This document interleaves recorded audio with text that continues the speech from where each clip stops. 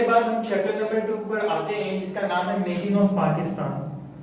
Pakistan studies میں total 11 chapters ہیں اور جو سب سے زیادہ امپورٹنٹ چیپٹر ہے اٹ مینس جس میں سب سے زیادہ سوالات ایگزامس میں اسپیشلی بورڈ کے ایگزامس میں آتے ہیں وہ چیپٹر نمبر 3 ہے. اور اس میں اراؤنڈ یہ کہا جاتا ہے کہ تقریباً 60% یا 50% جو ایگزامس ہوتے ہیں یا پیپر بنتا ہے وہ اسی چیپٹر کے مطابق بنتا ہے اور 50 to 60% اسی چیپٹر سے سوالات جوابات آتے ہیں. جو سب سے امپورٹنٹ بات ہے کہ اس چیپٹر کا نام ہے میکنگ آف پاکستان جسے اردو میں تشکیل پاکستان بھی کہا جاتا ہے. اس کا مطلب ہے کہ پاکستان کس طرح بنا, کیا کیا وجوہات تھیں, کیا کیا لیڈران نے محنتیں کی, کوششیں کی, تحریکیں چلائیں اور پاکستان کو آزاد کرنے کے لیے کن کن دشواریوں کا سامنا ان کو کرنا پڑا. یہی چیپٹر کی بنیاد ہے میکنگ آف پاکستان. اس کے ہم 2 کوسچنز میں آپ کو بتاتا ہوں. سب سے پہلے جو اس کے سب سے امپورٹنٹ کوسچن ہیں, شروع میں 4 موومنٹس ہوتی ہیں تو چاروں موومنٹس کی الگ الگ امپورٹنس ہیں, لیکن سب سے زیادہ جو امپورٹنٹ موومنٹ تھی وہ تھی علی گڑھ موومنٹ. کوسچن یہ ہے کہ ڈسکرائب دا اچیومنٹس آف علی گڑھ موومنٹ. اٹ مینس علی گڑھ تحریک کے راز و مقاصد کیا تھے, اٹ مینس کیوں بنی علی گڑھ موومنٹ یا علی گڑھ تحریک کیوں بنی اور ان کا مقصد کیا تھا. موومنٹ کا مطلب ہوتا ہے تحریک. تحریک یا موومنٹ کہتے ہیں کہ ہم ایک چیز کو پانے کے لیے کیا کیا کوششیں کرتے ہیں اور کس طرح اس چیز کو, جیسے کہ ہم نے تحریک اسٹارٹ کی تھی پاکستان کو پانے کے لیے, تو علی گڑھ موومنٹ میں کس طرح مشکلات آئیں اور کس طرح مشکلات کا سامنا کیا سر سید احمد خان نے. سر سید احمد خان بیسیکلی علی گڑھ موومنٹ کے بانی تھے. آپ نے نام بھی سنا ہوگا علی گڑھ یونیورسٹی جو کہ انڈیا آگرہ میں ہے.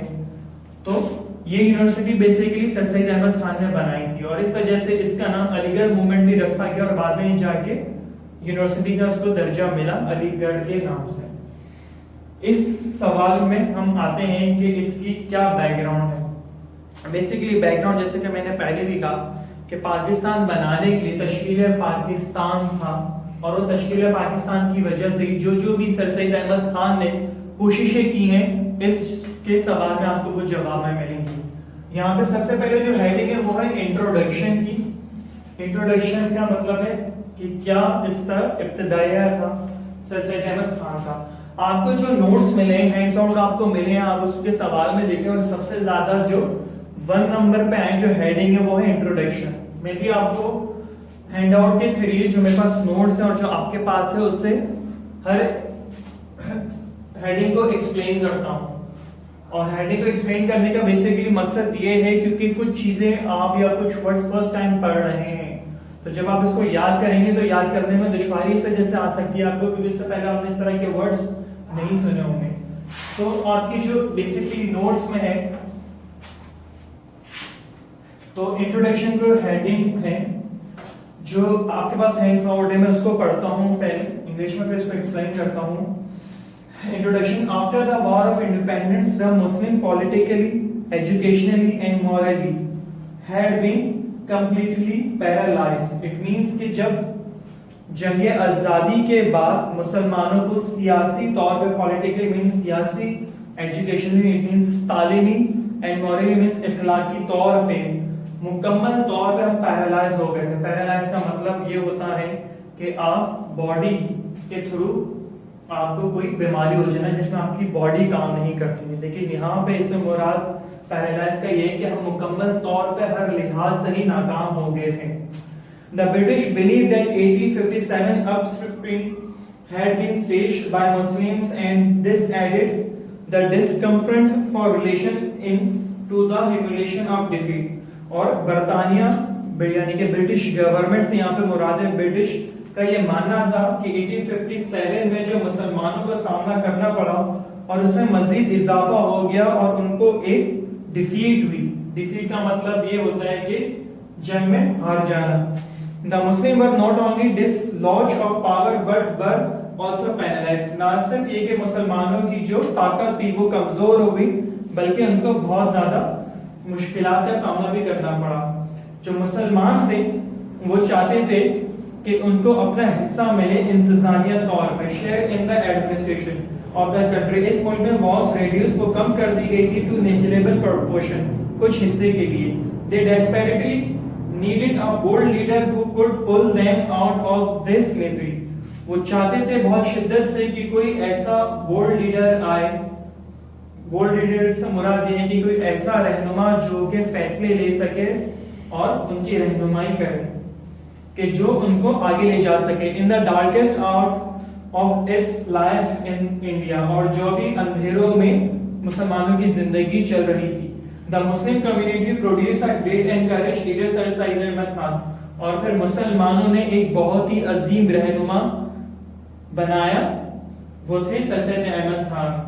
سیکنڈ ہیڈنگ ہے اس کی ارلی لائف. ارلی لائف سے مراد ہے ابتدائی زندگی. اٹ مینس جب سر سید احمد خان کب پیدا ہوئے, کہاں ہوئے. Sir Syed Ahmad Khan was born in 17 October 1817 in Delhi. Sir Syed Ahmad Khan جو ہے وہ 17 اکتوبر 1817 کے دہلی میں پیدا ہوئے. He was a great reformer. وہ ایک بہت بڑے ریفارمر تھے. ریفارمر سے مراد یہ ہوتی ہے کہ کوئی بھی قانون کو بنانا اور قانون کو وقت کے حوالے سے, اٹ مینس اس وقت اب یہ ہمیں قوم کو یہ قانون بدلنا ہے اور نیا قانون لانا ہے, اس کو ریفارمر کہتے ہیں. کہ معاشرے میں تبدیلی لے کر آنا, لیکن تبدیلی کیسے, ایک لا کے تھرو, ایک قانون کے through. After completing his formal education, ابتدائی تعلیم حاصل کرنے کے بعد ہی entered in service with the British East India Company in 1839. وہ سروسز میں داخل ہو گئے. اٹ مینس انہوں نے نوکری کرنا شروع کر دی برٹش برطانیہ کے ساتھ ایسٹ انڈیا کمپنی میں 1839 میں. ہی بیکیم ا جج, اور پھر وہ جج بن گئے ان 1846 میں. Later he was transfer to Bangalore as chief جج, اور اس کے بعد ان کا تبادلہ کر دیا گیا چیف جج کے طور پہ. تھرڈ ہیڈنگ ہے اس میں علی گڑھ موومنٹ. جیسے کہ میں نے بالکل شروع میں آپ کو سوال جب ایکسپلین کر رہا تھا تو بتایا تھا علی گڑھ موومنٹ کا کیا بیک گراؤنڈ ہے. Observing the sad state of Muslim of the subcontinent, Sir Syed started an awakening movement. جب سر سید احمد خان نے یہ محسوس کیا اور لوگوں کو بھی یہ محسوس ہوا جو بر صغیر کے مسلمان تھے, تو انہوں نے ایک تحریک اسٹارٹ کی تاکہ مسلمانوں کو جگایا جا سکے. اس موومنٹ از نون ایز علی گڑھ موومنٹ, اور ان کی جو موومنٹ یا تحریک کہلائی گئی وہ علی گڑھ موومنٹ کے نام سے کہلائی گئی. اینڈ علی گڑھ university is also a product of this movement. جیسے کہ میں نے آپ کو شروع میں بتایا تھا, یہی لکھا ہوا ہے یہاں پہ بھی کہ اسی وجہ سے اس کا نام علی گڑھ یونیورسٹی بھی رکھا گیا, اسی پروڈکٹ یا متحد یا مہم کے نتیجے میں, تحریک کے نتیجے میں. His movement was based on two-fold program for the lift of his scope, which included modern education and cooperation with the British government. اس کی بیسیکلی بنیاد دو چیزوں پر تھی. ایک یہ کہ وہ اس طرح کی تعلیم حاصل کریں گے جو کہ ماڈرن تعلیم ہوگی, سائنٹیفکلی تعلیم ہوگی, اور سیکنڈ یہ کہ برطانیہ سے ہمارے اچھے تعلقات ہوں گے. اس کی پھر اور سر سید احمد خان نے کوشش کی جنرل اویئرنیس, اٹ مینس کہ لوگوں کو عام طور پہ یہ رائے دیا گیا کہ سر Syed Ahmad Khan tried his best and succeeded in creating a general awareness among the Muslim. سر سید احمد خان نے بہت زیادہ کوشش کی اور اس میں کامیاب بھی ہوئے کہ مسلمانوں کو وہ ایک آگاہی دیں that they should stop living in the past, کہ اب ان کو اس طرح نہیں رہنا چاہیے جس طرح وہ ماضی میں رہتے تھے. should plan, اور ان کو یہ منصوبہ بنانا چاہیے for future progress, تاکہ وہ مستقبل میں جا کے ترقی کر سکیں. He made them realize and accept the ground reality that they were ruled by the British. انہوں نے یہ احساس جگایا مسلمانوں میں اور اس چیز کا احساس بتایا اور گراؤنڈ ریئلٹی ایک دکھایا چیز کہ وہ جو تھے ان پہ حکومت کی جا رہی ہے برطانیہ کے تھرو, برٹش گورنمنٹ کے through. Second, establishing goodwill with British. Sir Ahmad Khan کا بیسیکلی زور یہ تھا کہ وہ اچھے تعلقات رکھیں برطانیہ کے ساتھ.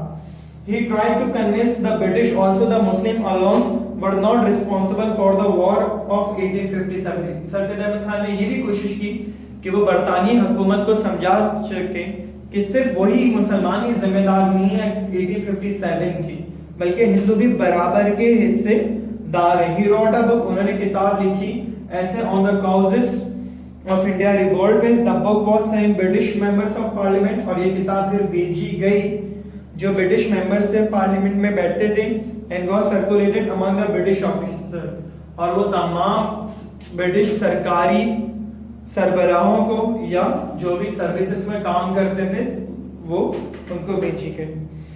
پھر آ جاتے ہیں تھرڈ ہیڈنگ پہ, motivation for modern knowledge. It means جو انہوں نے موٹیویشن جگائی کہ کیا ماڈرن لینگویج نالج کی امپورٹنس ہے.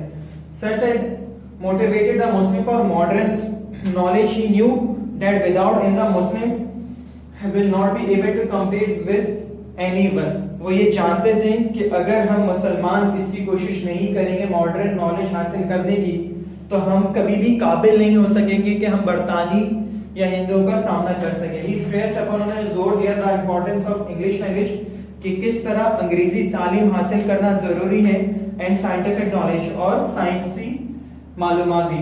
He set up a scientific society at غازی پور in 1862. انہوں نے سائنٹیفک سوسائٹی بنائی غازی پور میں 1862 میں, اور اس کے بعد وہ علی گڑھ شفٹ کر دی گئی. The society translated the modern words into Urdu, اور اس سوسائٹی نے ترجمے کیے اردو زبان میں جو بھی انگریزی کی زبانیں تھیں. اور اس کے بعد انہوں نے ایک کالج کھولا جس کا نام انہوں نے محمدن اینجلو اوریٹل کالج رکھا. پھر آپ فورتھ ہیڈنگ پہ آتے ہیں نان کانفرنٹل پالیٹکس, غیر محاذ سیاست. اٹ مینس سیاست سے دور رہنا. Sir Syed Ahmad Khan advised the Muslims to keep themselves away from including in politics until they were established. Sir Syed Ahmad Khan نے مشورہ دیا مسلمانوں کو, اور وہ مسلمان جو کہ تعلیم حاصل کر رہے تھے, کہ آپ سیاست سے ابھی دور رہیں تب تک جب تک ایک سیاسی ریاست قائم نہ کر دی جائے. They help in cultivating pleasant relation with Englishmen, اور انہوں نے کوشش کی کہ انگلش مینٹس میں برطانیوں کے ساتھ کس طرح اچھے تعلقات بنائے جائیں. پھر اس کی جو دو سب ہیڈنگز ہیں وہ کیا ہیں, اچیومنٹ اینڈ سروسز آف علی گڑھ movement. Important personalities, a number of prominent personalities, ایک کئی تعداد میں ایسی شخصیات جیسے کہ نواب المحسن الملک نواب وقار الملک مولانا شبلی نعمانی صاحب, ان وغیرہ نے ایک بہت قریبی اقتدار کیا کہ کس طرح ہم بیسیکلی اس موومنٹ کو بنائیں. سیکنڈ سے سب ہیڈنگ ہے ایجوکیشنل سروسز کی, ان کی تعلیمی خدمات کیا تھی. He was aware, ان کو پتا تھا of the need of the modern education for Muslim, کی کیا ضرورت ہے ایک ماڈرن تعلیم کے مسلمانوں کے لیے. پھر ہم آ جاتے ہیں سیکنڈ لاسٹ ہیڈنگ میں جو ہے سوشل سروس. سوشل سروس سے مراد یہ ہے کہ آپ سماجی کام جو کرتے ہیں لوگوں کے لیے, سماج سے ریلیٹڈ سماج کی خدمات, جیسے کہ ایدی صاحب تھے, شیبہ سیلانی ہیں, بیسیکلی سماجی کام کرتی ہیں, سوشل سروس کرتی ہیں, سماجی خدمات کرتی ہیں, معاشرے کے لیے کام کرتی ہیں. تو اس میں کیا ہے سیکنڈ لاسٹ ہیڈنگ میں, by writing cause of India revolt and loyal محمدنس of India. It means انہوں نے جو کتاب لکھی تھی اس میں انہوں نے کوشش کی تھی بتانے کے لیے کہ کیا کم سے کم ہمیں مشکلات پیش آئیں گی انڈیا میں کہ ہم ایک اچھی گڈ ول بنائیں مسلمانوں کی برطانیہ کے ساتھ. سیکنڈ پوائنٹ کیا تھا, the ban of on the employment of Muslim was relaxed, کہ آپ مسلمانوں کو نوکریاں فراہم کریں اور جو پابندیاں لگائیں ہیں نوکریوں کی مسلمانوں پر وہ ان سے ہٹائیں.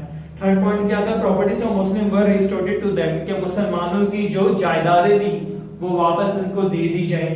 اور لاسٹ میں کیا پوائنٹ ہے, Muslims were included in a number of programmes for development, کہ مسلمانوں کو کئی تعداد میں شامل کیا جائے جو بھی ترقی کے پروگرام شروع کیے جا رہے ہیں. لاسٹ ہیڈنگ ہے اس کی کنکلوژن, اٹ مینس اختتامیہ کیا ہے کہ the علی گڑھ movement became a source of strength for Muslims in the subcontinent, کہ علی گڑھ جو تحریک ہے وہ ایک ذریعہ بنا مسلمانوں کی طاقت کا بر صغیر میں. It also provided the foundation of two nation theory, اور یہ بنیاد بنی دو قومی نظریے کی بھی. آئی ہوپ آپ کو یہ سوال سمجھ میں آیا ہوگا, اور اس کی جو ورڈنگ آپ فرسٹ ٹائم سن رہے ہیں وہ آپ کو اس کی ورڈنگ کے میننگ آئی ہوپ آپ کو سمجھ میں آئے ہوں گے. Thank you.